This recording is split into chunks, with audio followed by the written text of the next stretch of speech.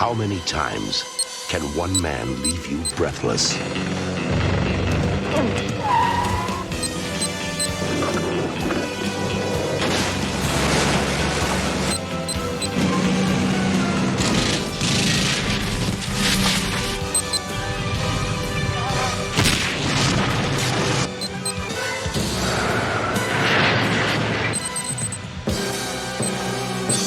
When you get on his bad side, your number is up.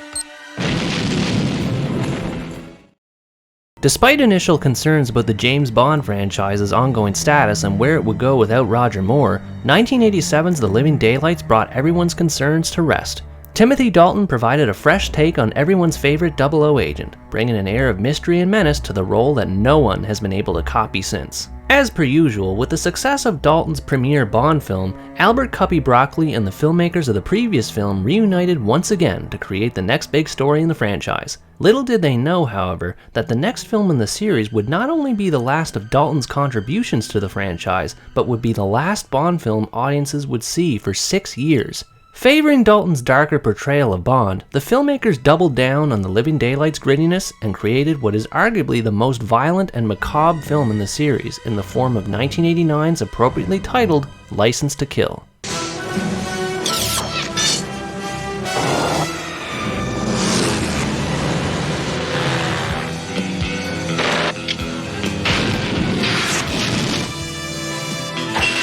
Timothy Dalton is James Bond 007. License to Kill.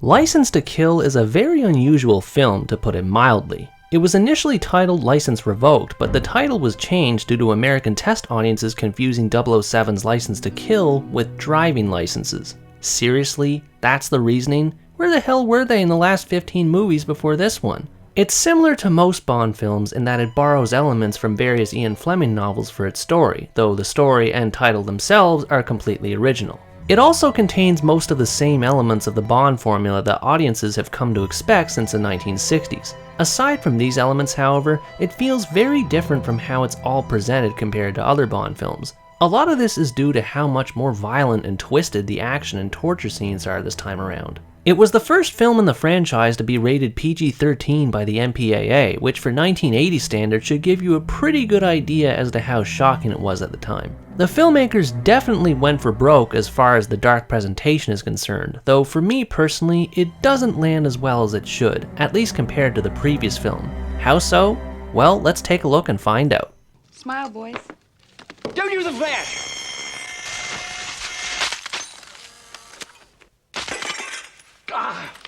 Stop fiddling about with things you don't understand. You might easily have killed him. That's odd. The opening scene starts things off innocently enough, but it turns its mood around real quick and helps set the stage for the rest of the events that follow, as well as being entertaining in its own right. We see James Bond traveling with Felix Leiter, who is played for the second and final time by David Hedison, making his return from Live and Let Die. I guess he didn't feel like picking a new face this time around. The two were en route to attend Felix's wedding when they're stopped by DEA agents who request their assistance in capturing a fugitive named Franz Sanchez, who's been spotted nearby. We're subsequently introduced to Sanchez in the next scene, who's the lead villain of the film and played by Robert Davi. Straight away, you can tell he means business and is not a guy you want to cross with. It's alright, baby. No te preocupes, eh? We all make mistakes. Your escapades are getting more creative. Por favor, Franz. Not a word.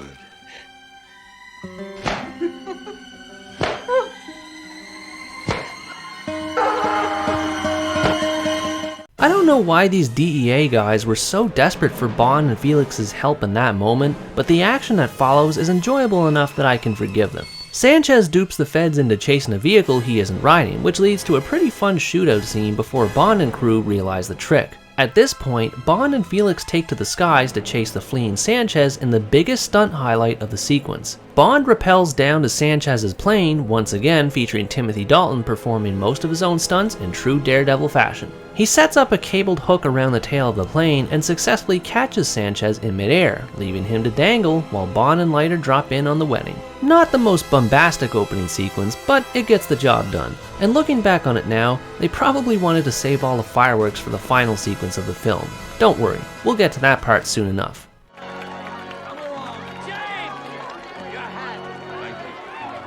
Almost immediately after touching down, we get the main theme of the film, the title theme, performed by none other than the Empress of Soul herself, Gladys Knight. It's the longest theme composed for the series, clocking in at just over 5 minutes, and considering how talented Gladys is, that's definitely not a bad thing. She's got a powerful voice that complements the booming brass section of the song extremely well. It's a bit heavier on the synth side as well, even compared to The Living Daylights, which may not be to everyone's tastes, but I still enjoy it. This is the only film in the franchise which was composed by Michael Kamen, who worked on a lot of action films in the 1980s, including Lethal Weapon and Die Hard. While I miss the grandiose flair that came with John Barry's soundtrack, I have to admit that Kamen did a stellar job with this one.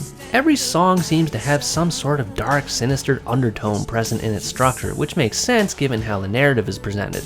There's still a little room for fun, however, like when Felix's wedding proceeds and you can hear a sly reference to the Jump Up track that was featured all the way back to the beginning with Dr. No. It's a different sound compared to earlier films, but it's not so different that it alienates audiences, which I appreciate. After the opening sequence, all seems well at first. Felix Leiter is able to wed his new wife Della and celebrates the occasion with Bond by gifting him an emblazoned lighter to thank him for everything he's done. The happiness is short-lived, however, as Sanchez is able to bribe a DEA agent and escape while en route to prison. Once he does, he regroups with his posse and kidnaps Leiter while attacking his wife. When Bond finds out that Sanchez escaped, he investigates his home to find out that Leiter's wife has been murdered while Leiter himself has been physically maimed. Angered by this brutal act, Bond embarks on a quest much different from his previous missions, one that isn't fueled by a national interest, but a personal one in killing Sanchez. Naturally, his resolve for revenge rubs M the wrong way, and he orders Bond to turn himself in for reassignment, which he declines, effectively being on the run from MI6. I have problems with this whole revenge setup and many other things in this movie related to it, but for now, let's just consider this the main point where the story really kicks off. You have an assignment, and I expect you to carry it out objectively and professionally. Then you have my resignation, sir. We're not a country club, 007.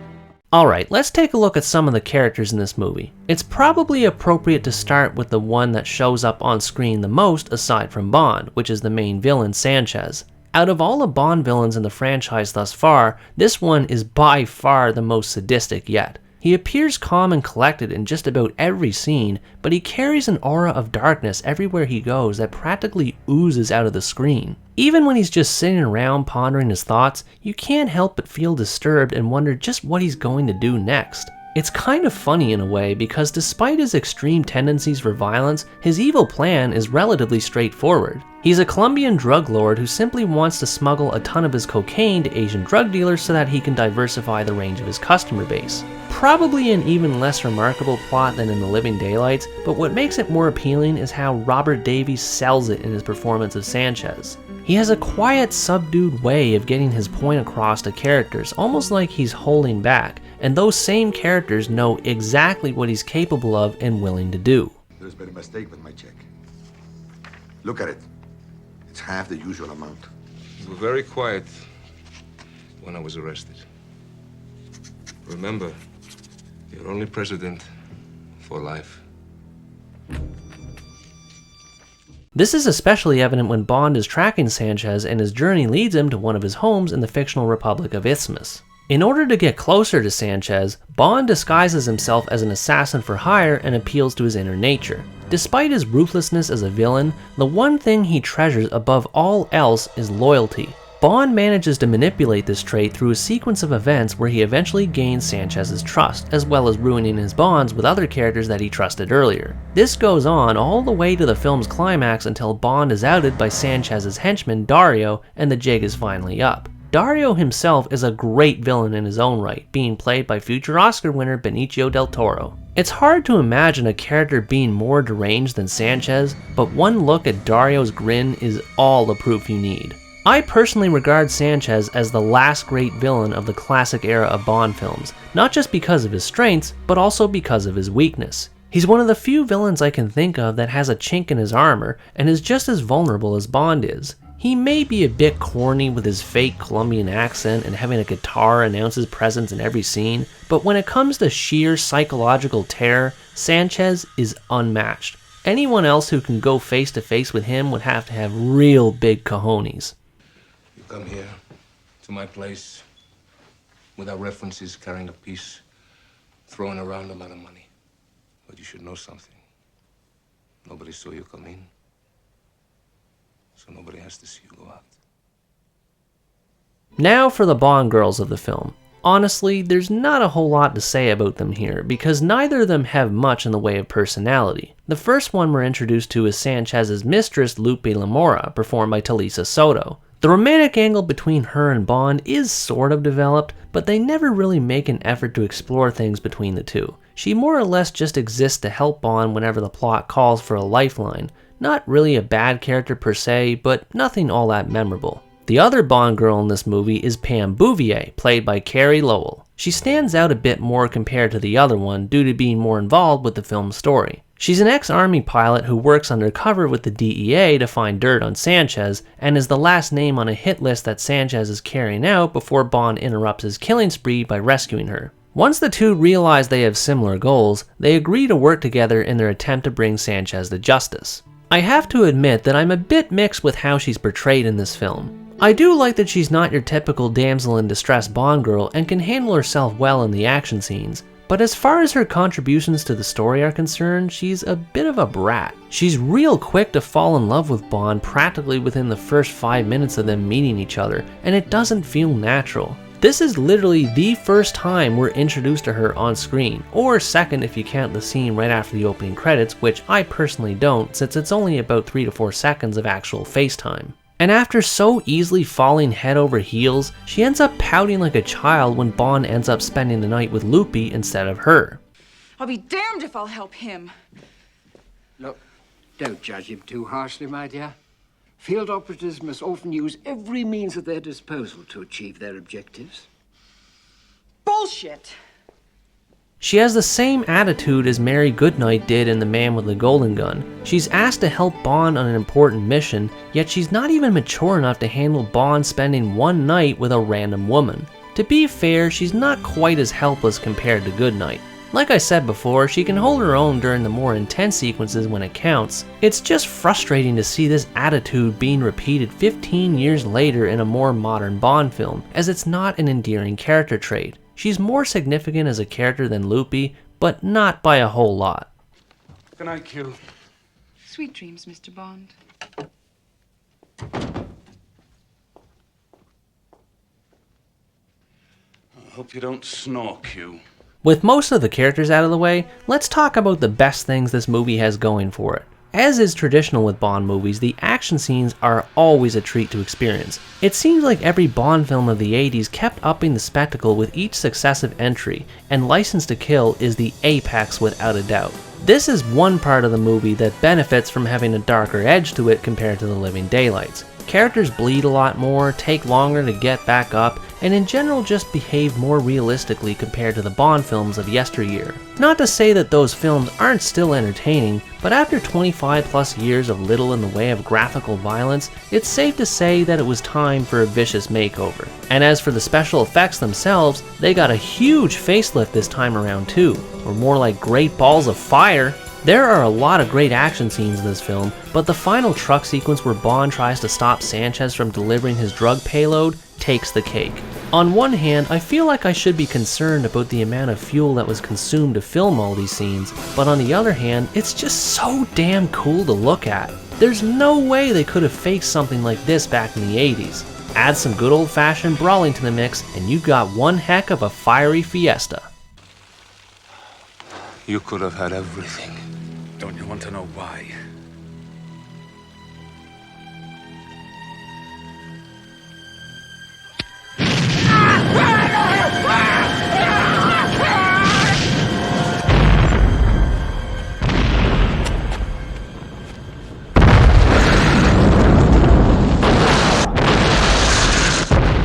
Another thing I like about License to Kill is that despite its more violent presentation, it still retains some of the more lighthearted aspects of previous films through its characters. Q is the one that stands out the most in this regard. Unlike in previous films where he was mostly relegated to showing off gadgets to Bond, in this film, he accompanies Bond for the majority of the second act when he's in Isthmus. There's still some room for him to show some of his new toys of course, but he also does some work on the field here and there to assist Bond with his mission.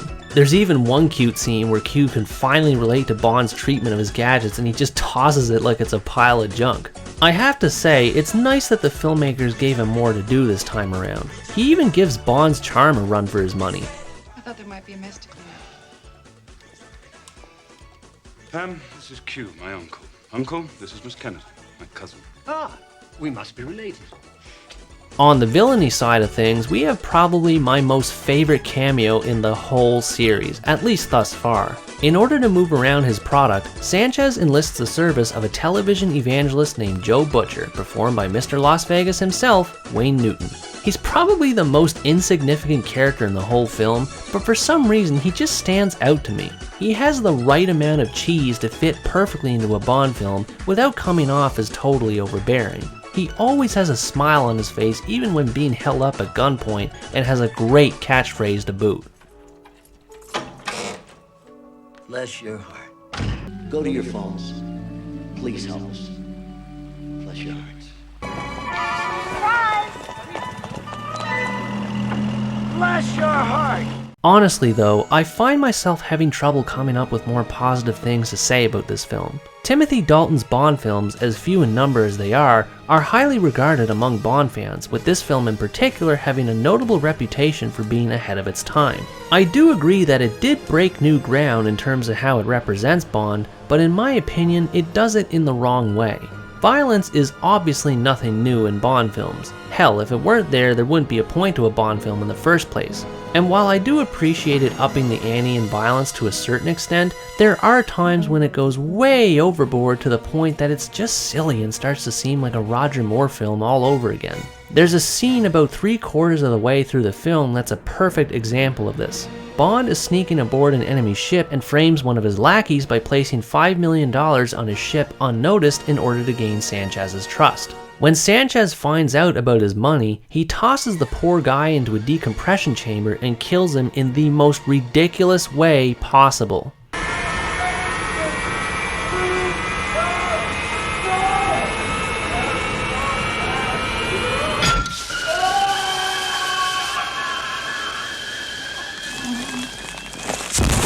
Jesus Christ! And this is supposed to be PG-13? I'd normally be horrified, but the death is so comically terrible that I find myself face-palming my forehead into oblivion. Imagine having this dark, gritty narrative about violent drug gangs coming head-to-head with a one-man army's thirst for revenge, and then having something like this in your film. The older Bond films had some silly deaths too, sure, but most of them were more flashy in comparison and didn't dwell as much on the bloodshed when it was all said and done. What about the money, Patron? Launder it. Timothy Dalton himself stated in many interviews at the time that he wanted to interpret the darker side of James Bond's character based on his depiction in the original Fleming novels. Specifically, he and the filmmakers wanted to express a more vulnerable and human side to his character that differed from the stoic nature in previous portrayals. This theme of acidy, malaise keeps creeping back into each of the books. The real sense of distaste for who he is, what he is, and the world he's working in, because he's old enough to recognize himself. Where Fleming is special is that he gives this man a completely opposite side and makes him very human and makes him one of us. And so we put ourselves in his place. Am I not mistaken? Didn't they already accomplish this in The Living Daylights? That film was the perfect transition from the old to the new. It demonstrated a fresh take on Bond without making him so different that it would alienate audiences. But in License to Kill, something about it just doesn't feel right to me. It feels like the filmmakers tried too hard to be grim and dire with its plot after seeing how successful they were with the previous film. While I can't fault them for wanting the film to do well, the end result is something that feels completely removed from what it means to be a Bond film. Bond barely cracks a smile at all in the film, keeps telling Q to go home despite his genuine concern for his well-being, and really just comes off as a prick with a sense of mean-spiritedness about him. The Living Daylights version of Bond, while still serious, wasn't so much that he felt depressing to watch. His journey was still a good time from beginning to end that didn't get bogged down by its mopiness. License to Kill does have some fun sequences now and then, but they feel obscured by its overreaching sense of negativity. I like the idea of seeing a sinister side to Bond, but in my opinion, this film doesn't do it justice. In my business, you prepare for the unexpected. And what business is that? I help people with problems. Problem solver. I'm more of a problem eliminator. Finally, without seeming like I'm complaining about the film too much, the whole theme of revenge leaves me confused and frustrated at the potential the filmmakers squandered. I can understand Bond wanting to get revenge for what Sanchez did to Felix Leiter, and how his reckless actions throughout the film get people needlessly killed. That's all well and good, but there's one problem that ruins it for me. Felix Leiter isn't actually killed by Sanchez when he hangs him down a pier for a shark to chew away at him. Brutally maimed, yes, but still alive. Even though Bond knows this, he still takes off like a loose cannon in his vendetta with Sanchez. This degree of rage is uncharacteristic of Bond, who, if you think about it, is really only avenging one person, Felix's wife Della, a woman who the audience barely knows. Felix has appeared in several Bond films prior, albeit with a different face in each occasion, so the audience feels a slight, if inconsistent, attachment to his character. Della, however, is seen only in this one film, so even if Bond is well acquainted with her, the audience is missing that deeper connection. The result is a disconnect that makes it hard for me to sympathize with what Bond is trying to accomplish throughout the film. The worst part about it is that Della is barely mentioned at all by the end. Felix even wakes up in the hospital laughing and giggling with Bond about his mission, seemingly not caring at all about his dead wife or the fact that he's an amputee. Killing off Felix would have made Bond's mission for revenge a lot more meaningful, as well as the deaths of the others who get in his way much more understandable in hindsight. Leaving him alive like the happy Joker he is cheapens the narrative and makes its content seem tasteless and insensitive. Oh, James, would you mind? Felix is still in the study and we've got to cut this cake. I'll do anything for a woman with a knife. To wrap things up, License to Kill is definitely an interesting experience, in both good ways and bad. Some of the character interactions are entertaining, and the action sequences, once again, are top-notch in quality, but the unnecessarily dark, brooding storyline really drags down the whole experience for me. It's very much a renegade type of Bond that strays from the formula and does something completely different. And don't get me wrong, I'm all in favor of shaking things up, but it has to be done with a certain level of class, and this is where I feel License to Kill misses the mark. It tries so hard to be different that it throws caution to the wind and ignores key inconsistencies in its story about revenge for a loved one, while hinging so much on violence that's meretricious at best and downright disgusting at worst. I know that my opinion on this film will be controversial for some, and I welcome any and all discussion about it, but as it stands now, I can't get behind this film. It might just not be my cup of tea, but the way I see it, it represents a step backward for the franchise, away from the direction that The Living Daylights was going. It's a real shame because this marked the end for the classic era of Bond films at large. Timothy Dalton would not reprise the role again due to an ongoing legal dispute between copyright holders at MGM, and Albert Cubby Broccoli had to step down as producer of the series due to health problems. With so many changes behind the scenes, perhaps License to Kill can be seen as a success to some extent. It's a film that goes for broke and strays from the pack to do its own thing as unapologetically as possible. While I'm personally not a fan of it, I can definitely see why others appreciate it, and maybe someday I can look at it again with new eyes. But until then, I've got my sights set on something else. And before I go, I gotta give Timothy Dalton his dues. Although he only starred in 2 films in the series, just one more than George Lazenby before him, the impact he had on the franchise is immeasurable. He provided a mature take on a beloved character that was more grounded in reality and was absolutely unapologetic in portraying the character he was meant to play. His performance opened doors to the possibility of future darker and grittier versions of Bond, just as audiences had craved it after Roger Moore before him. Although I wasn't a huge fan of this film, Timothy Dalton is the main reason that makes it watchable to this day. The man truly was a unique Bond from beginning to end, the ultimate embodiment of a man with a license to kill. Timothy Dalton, I salute you. I guess it's a farewell to arms.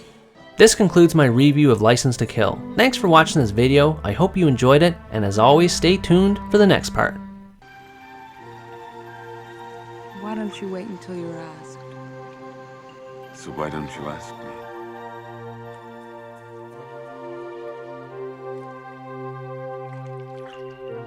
You was doing